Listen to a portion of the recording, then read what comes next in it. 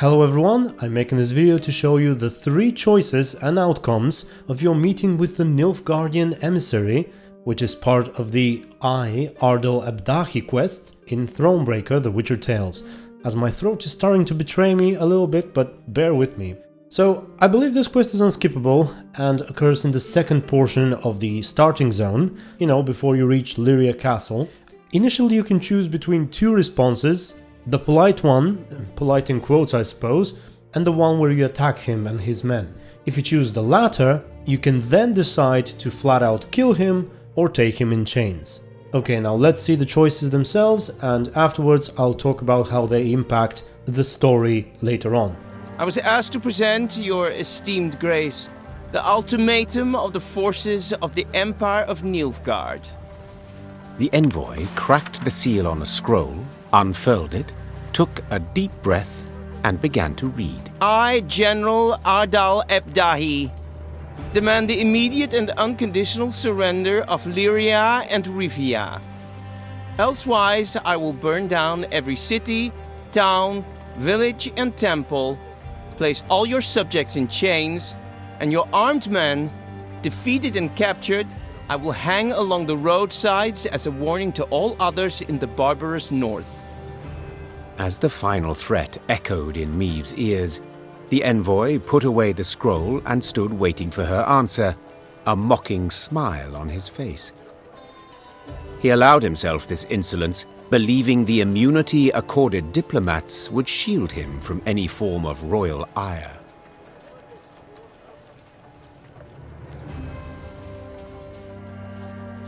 I thank you, sir. A sophisticated missive that proves beyond a doubt Nilfgaard's superiority over the culturally backward north, answered the Queen in a voice frostier than Mahakam's snow-capped peaks. To delay this matter I see no reason, so I give you my response to His Excellency. Go ahead and try, Whoreson. That said, Meve slapped her mount with her reins and galloped away, leaving the Nilfgaardians in dust. Envoy and escort turned to go whence they came, the Lyrians sending them off with a din of whistles and curses. His Excellency speaks true. We Nordlings are barbarians, without exception, answered the Queen.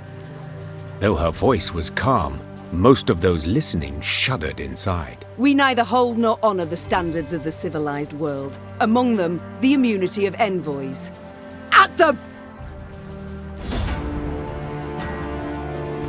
This is savagery! Barbers! Do attack an emissary! The envoy's escort crumbled beneath the onslaught of Meve's Lyrians, who grabbed the emissary and brought him before their queen. Robes torn and head blooded, he no longer exuded imperial pride. Your Grace, what would you have us do with this pompous arse?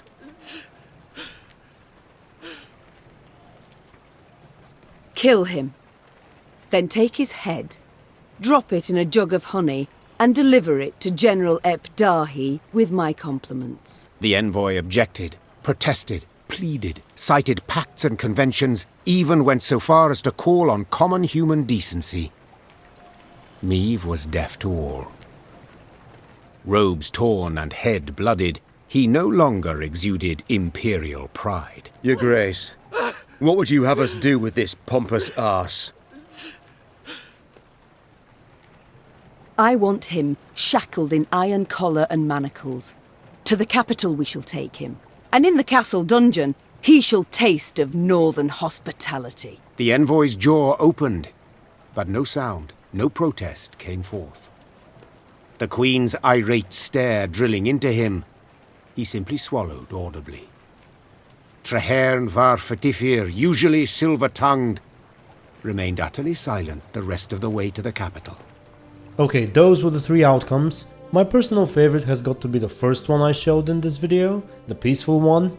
Now, to my knowledge, this choice affects one aspect of the game's ending, namely the part where the storyteller mentions how Meve was remembered in the eyes of Nilfgaard. Choosing to deal peacefully with the emissary leads to Meve being remembered as the tenacious one, while the other 2 lead to the bloodthirsty one. Though Nilfgaard owed its defeat chiefly to Meve, In the Empire, her name was uttered with utmost respect.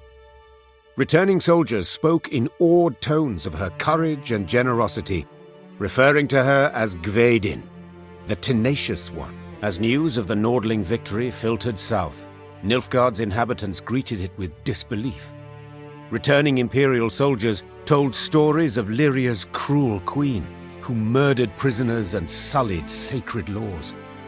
They referred to her as Gvaeldead, the bloodthirsty one. Of course, this choice alone is not the only one that determines this particular part of the ending, but it is one of several choices.